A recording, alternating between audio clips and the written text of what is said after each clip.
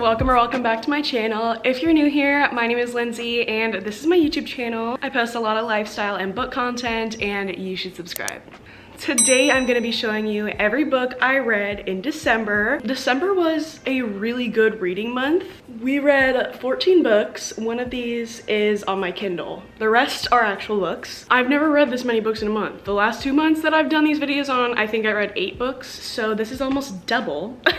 And let's just get right into it. The first book that I read this month was Neon Gods by Katie Roberts. This is like a modern retelling of the story of Persephone and Hades. It's like in a city, like a real life city. Persephone in this book wants to leave Olympus to go to California. So they're like in the same world, which I think is weird because I've never really read a book like that, I guess. I don't know. It's a fake dating trope and it is very, very spicy. So I will definitely warn you about that just in case you don't like spice. Honestly, I read this book so long ago, I almost forget most of it, but I also think that's how I felt after the book. This book kind of felt pointless to me. I feel like I didn't really gain much from the book. They didn't really know each other at all. They just started to, you know, get into it, which is fine, but she was in Hades' house for like 30 minutes and they were already going at it. Like, come on, babe. I gave this a 3 stars. I did like it. I thought it was a good book. I felt like it was more of a mindless read, which, don't get me wrong, I love mindless reads. The next book I read this month was November 9, which actually I read like half of it because I started it a few months ago, like maybe in September, and I didn't like it at all, and so I just put it down and never picked it back up. And then when I was finding something to read, I realized that I was halfway through this one, and I was like, you know what, let's just finish it. Because I'm already halfway through. I started reading it before I really got into reading, so maybe my mind will be changed, and it really wasn't. I know a lot of people love this book. I really don't think it was the best book I ever read. I'm not the biggest Colleen Hoover fan. I feel like her books are very mediocre at best. I thought this book was kind of predictable. I feel like a lot of books are kind of predictable, but I just don't like when I know exactly how a book's gonna end, you know what I mean? I kind of want it to be like, do I know how this is gonna end? Or I thought the romance was cute, but I also thought it was like, duh. Because if you read this book, you know why I think that, and I'm not gonna say it because it ruins the entire book, but like, no. If what happened in this book happened to me, you would not be in my life anymore. Because what the hell? I did put down some quotes in the book that I liked, so I'm gonna read them for you. Because when you love someone, you owe it to them to help them be the best version of themselves that they can be. And as much as it crushes me to admit this, what the hell?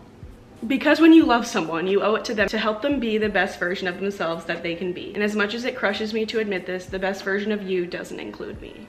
I write down quotes that when I'm reading them in my head, I'm like, oh, I should write this down. Because if I think, oh, I should write this down, then I'm like, oh, I should write this down. It took 4 years for me to fall in love with him. It only took 4 pages to stop. Shut up. I love that. Anyway. But I gave this a 3 stars as well. Thought it was okay, but once again, I didn't think it was like so romantic. I don't really know how people think that he's... Anyway, 3 stars.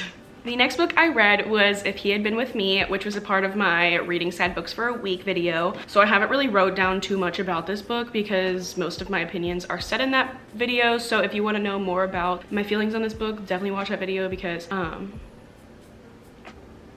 yeah. This is a story about Autumn and Finn. They were childhood friends and then they grow apart when they get older. They, you know, in high school, parts of different friend groups, and they just lose contact. And basically the whole story is just throughout Fallon's high school years. It's not from Finn's point of view at all. It's all from Autumn's point of view.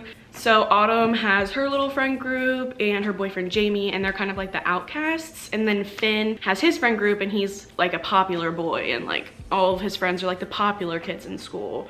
And it's basically just the story of them. I don't want to say too much more because I don't want to ruin the plot, but it is a very, very sad story. It's like a childhood friends trope, right person, wrong time trope. It very much gave me like Romeo and Juliet. That was the vibe that it gave me a little bit. Not too much, but a little bit. I got that. I gave this a 5 stars. I thought this book was incredible. I absolutely loved it. I love books that make me feel emotions, and this book definitely made me feel a lot of emotions. And it was so good. It was so beautiful, and I definitely recommend it. It's obviously sad, but I do recommend it because I did think it was really, really good. The next book I read was My Dark Vanessa, which was also another book in my sad books I read in a week. So this is a book about Vanessa, who is 15, and her relationship with her 42-year-old teacher. Yeah. So obviously, as you can tell right from the jump, that topic is very heavy. Vanessa is manipulated. She's groomed throughout her time at this like academy I think they're at. It's like a boarding school type thing, and things like this unfortunately happen to a lot of girls in real life, which is so sad obviously, but it is true. I think this book sheds light on it in a very perfect way by showing the girl's point of view and how it's not always easy to like let go and move on, because this book perfectly portrays the fact that it kind of goes through her thoughts and her confusion on why he did this, why she's still talking to him when she's 30 years old and he's 60. Like, it's this whole thing. It jumps back from when she was 15 and in his class to when she's 30 and like a grown adult but still keeps in contact with him. I think this is a very meaningful story that a lot of women can relate to, unfortunately, but also I think it's good that there's a story out there that a lot of women can relate to. And I really did enjoy the character development in this book. I loved the character development of Vanessa. I am a sucker for a book that has like good character development. A Court of Silver Flames, the entire ACOTAR series, the character development, phenomenal. I love it. So this book does have a happy ending, which is good. I'm glad it didn't have a sad ending. It does have a very good message behind it. I gave this book a 5 stars. I really enjoyed it, not from a like, wow, this was really cute. No, not like that, but I enjoyed it because it was just a very meaningful story. But I would do your, trigger warning search before you read this, because there is a lot of heavy topics and parts of it were really hard for me to read. I did have to put this book down a few times. The next book I read was Rock, Paper, Scissors by Alice Feeney. This was actually my first mystery or thriller book. I know, crazy, but I just never really read mystery or thriller. I'm mostly like a romance and fantasy girly. This is a story about Mr. and Mrs. Wright, Amelia and what was the husband's name? Amelia and Adam. Adam, her husband, has this thing, what's it called? I wrote it down.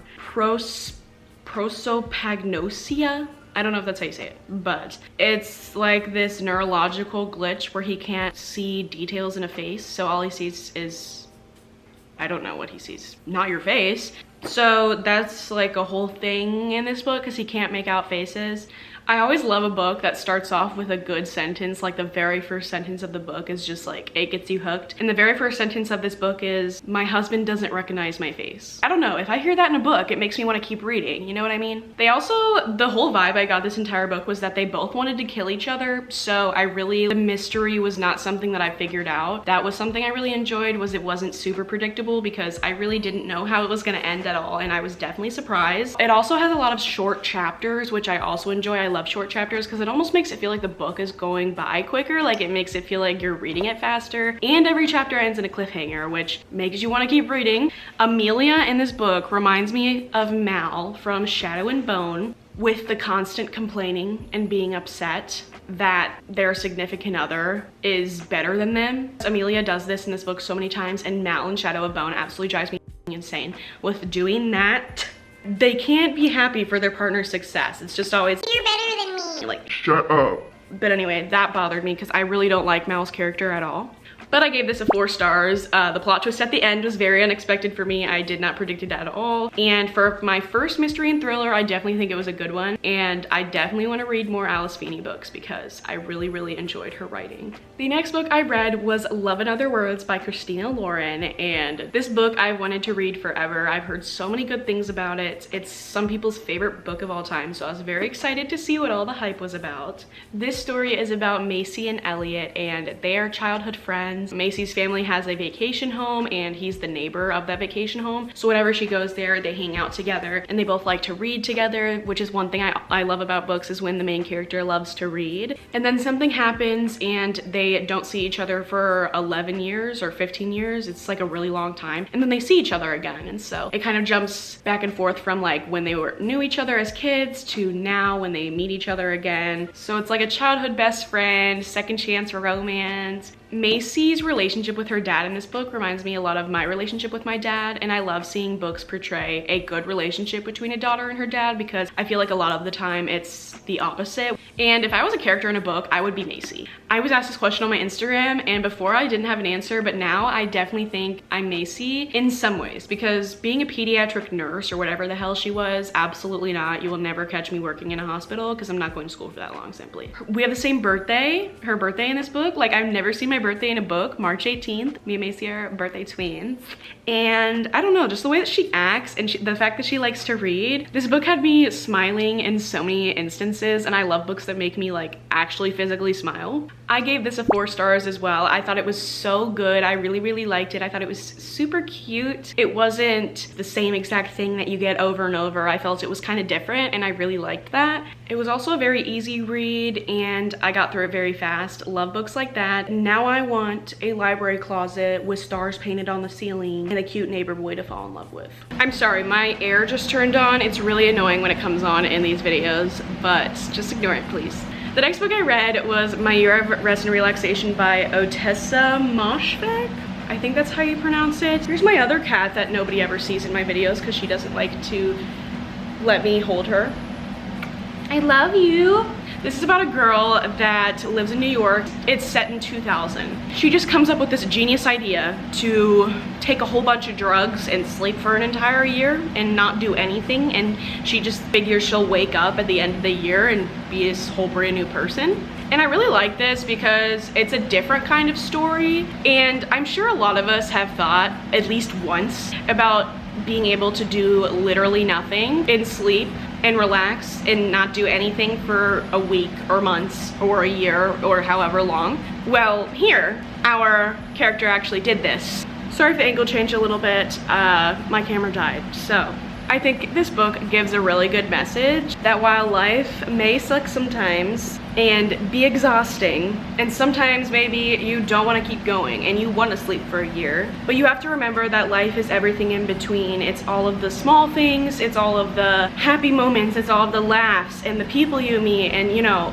life is about the small things. That's what makes life fun. I appreciate the layers of the characters in this book. The imperfections of them make it feel much more real. It feels like they're actual genuine people with flaws and imperfections, and they're not just this perfect person. And I also think it's a very accurate depiction of depression and the struggle of trying to navigate it, along with grief, because she is dealing with grief. This book just has a very good message. I gave this a 5 stars. I really enjoyed it. The message throughout the book and at the very end becomes like full circle, and I really like the character development. Once again, beautiful character development, and I really recommend this book. This is definitely one of my favorite books of the year. I actually read this book before My Year of Rest and Relaxation, so oops, but that is The Assassin's Blade. The Assassin's Blade is like the first book in the Throne of Glass series. Some people don't agree with that. It's kind of a argued about topic, but it technically is the first book, and it's 5 different short stories that take place before Throne of Glass to kind of give you a little bit of background on our character, Selena. And it is kind of confusing at first. I was so confused at first, I didn't know what was going on. And I know you're supposed to read it before Throne of Glass, but definitely at the beginning I was like, what? Because I felt like I was missing bits and pieces, but I also haven't read Throne of Glass, so I don't know if I actually am or not. Also, I love Selena's character, literally love her. I love her little bitchy attitude. I wasn't sure if I would like this book. I was very hesitant about it because of the fact that it's 5 different short stories. I actually enjoyed it more than I thought I would because the little short stories kept me invested. They, you know, once it was over, I was like, okay, what's next? And this book's purpose is to provide insight on the past of Selena before Throne of Glass. So I feel like I'm going to be a lot more knowledgeable going into the Throne of Glass series because I read this book. I gave this book a 4 stars. I thought it was really good, and it made me really excited to continue with the Throne of Glass series. The next book I read was All I Want for Christmas by Maggie Knox. This is about 2 characters, Sadie and Max, and they are contestants on a singing show in Nashville called Star Maker. Basically, the entire world falls in love with them and their supposed chemistry, so they have to fake a relationship so that they can win this singing show. So it's kind of an enemies to lovers because they hate each other at the beginning, and it's also a fake couple trope. This book was very short. It's like just over 300 pages. And there is, as in every romance, a miscommunication, but there's like multiple miscommunications, and it was almost annoying about the fact that there's only 300 pages and there was like 4 miscommunications. There's just not enough time. Are we just always going to be arguing? Because it's really annoying, honestly. The characters are so immature in this book, specifically Max. I literally hated him. He pissed me off so much. He was literally jumping to conclusions like every 15 pages, and then everyone in this book was like, oh my god, he's great, he's not usually like this. The entire book he was like this, so I'm pretty sure he's just actually like that, and I don't like him at all. It made this book very hard to read, and I gave this a 2 stars. I didn't like this book. The characters were very mature for me. I don't like when characters in a book literally make me want to just really not. So that's all I have to say about this. The other Christmas book I read was Once Upon a December by Amy Reichart, I think that's how you say it. And this is a very Christmassy book. Our main characters are named Astra Noel Snow and Jack Clausen.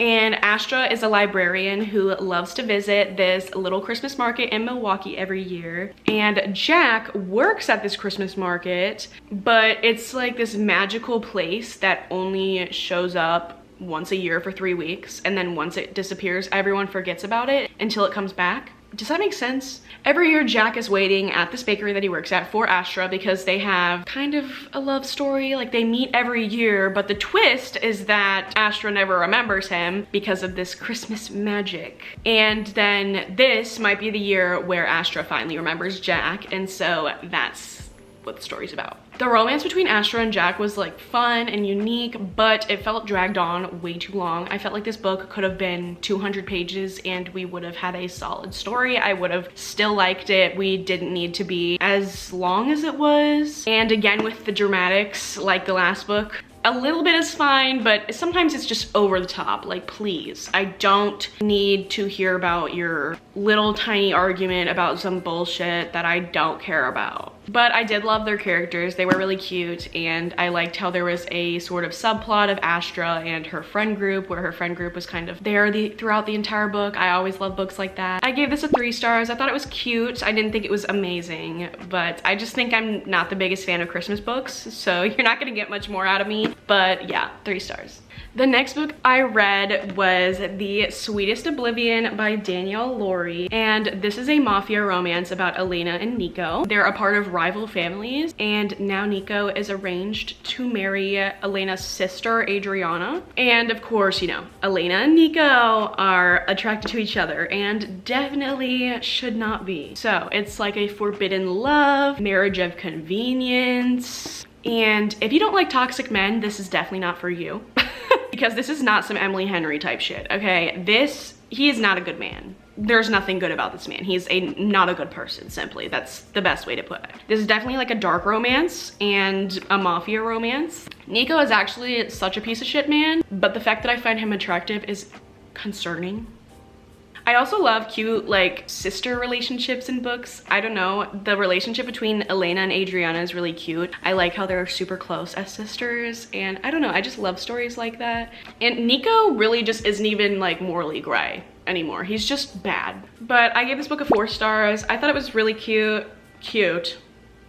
I thought it was good. Very spicy, obviously. It was my first mafia romance. I have read dark romances, but I've never really read a mafia romance, I don't think. But I did really like it. There's 2 more books in this series, and I definitely am going to read them. So I do recommend if you like dark romances or mafia romances. Then I was really on a dark romance kick. So we picked up Haunting Adeline. This book. I was so intrigued to read this book. If you've heard anything about it, you would know why. And if you haven't heard anything about it, Haunting Adeline follows our main character, obviously Adeline, and she moves into her great-grandmother's house, who was stalked and murdered, only to start being stalked by a very dangerous man while she lives in his house. And he's always there watching her, and his mission is to make her fall in love with him. I don't know where he thought that stalking her is going to, you know, in any real life situation, most of the time we wouldn't fall in love with our stalker. But so our main character, or our stalker, Zaid, which you don't find out his name until like most of the way through the book, but I'll tell you because his name is Zaid, and he's the stalker, and he owns a security company. Convenient, right? And he works to get rid of human trafficking organizations, so he like goes and kills a whole bunch of, so you know, I guess that's good. But he's actually very like horrifying, gruesome, murderer, like it's very graphic, okay? And Adeline is an author who is trying to solve her great-grandmother's murder. So that's like a subplot in this book, which I do like. Before I keep going into this, definitely look up trigger warnings before you read this, because there is some really messed up stuff in here. I'm fine with reading it, doesn't really bother me, but I know a lot of people who it would seriously mess up, so definitely look those up. It definitely has that subplot of mystery and thriller because Adeline is trying to find her great-grandmother's stalker slash murderer. Zaid is actually a psychopath. I do not condone anything that he does, but at least he kills people who actually deserve it. It's really giving Joe from You. That's really what I was getting, but I did really like this book. I gave this 5 stars. This book is in my head constantly ever since I've read it every day. Maybe that makes me a psycho, I don't really know, but it was just really good, and Hunting Adeline is currently en route to my house. Then, as I said, I was on a dark romance kick. So on my Kindle, I read Satan's Affair, which is the novella before the cat and mouse duet. And it's about a very deranged girl named Sibby. I'm not gonna go into too much detail because it's actually messed up. This book is worse, honestly, than Haunting Adeline. It's very, very gruesome. It's only 150 pages, but I almost stopped reading halfway through. Not even halfway through, just because of how gory it was. But then the plot twist at the end got me, and everything made so much more sense. So I'm very, very glad that I kept reading. But I do recommend, because H.D. Carlton is making a book about Sibby, and Sibby's going to be a main character, and her character is very, very interesting. So I do recommend reading this if you want to know about her, because I am really excited to read this book. You have to read Satan's Affair, otherwise you're not going to know what the hell I'm talking about. I started it thinking like, what the f am I reading right now? And then I ended it very, very enthralled by Sibby's character. Since she's giving her own book, that made me so ecstatic, because within 150 pages I went from thinking this is a book that I'd have to put down to, wow, this character is so intriguing. So I gave Satan's Affair a 3 stars. I felt like I couldn't really give it more than that because it just wasn't enough to give it more than that. It was only really a 3 stars. I really am excited to read Sibby's own book because I don't know where it's gonna go. I don't know how her character is going to, I don't know anything, but it's just, if you know her character, then you know why this is gonna be. If you know her character, then you know why I'm so excited for this book.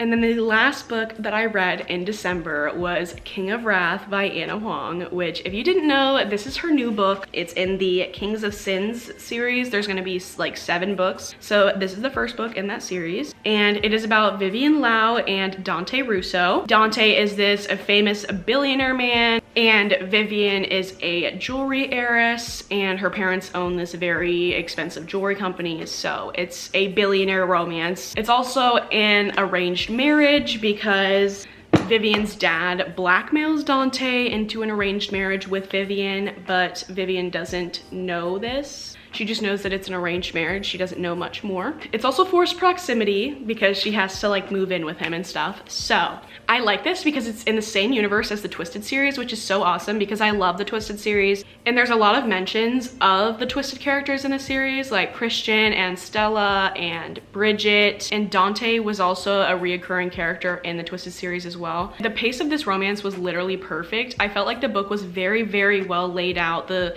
length was perfect, not too long, not too short. It didn't feel rushed or dragged out at all. I just don't like when like romances are too rushed, like you switch from one page to another and they're like, this one wasn't like that. It was very, there was a lot of tension, there's a lot of lead up, and then, you know, you get to that point and you're like, I gave this book a 4 stars. I really liked it and I'm really excited for the next book. I think it's called King of Pride, and it's about 2 of the characters that are in this book. So I think it's kind of like the same vibe as Twisted series, where the next book is about characters in the previous book. And one of my favorite quotes from this one was, "I spent 37 years thinking my perfect match didn't exist, and you proved me wrong in less than 1." Like, tell me that's not so cute. So guys, I hope you enjoyed this video. If you did, make sure to hit the subscribe button. Happy New Year, by the way. I didn't even say that this entire video, but this is uploaded on January 1st. So Happy New Year. I hope you had a great New Year's. I hope this year brings you so many amazing things, and I hope this year is a opportunity for a lot of growth on my channel. Yeah, there's gonna be so many great things for this channel this year, so definitely make sure you subscribe so you don't miss any of it. I'll talk to y'all in my next one. Bye.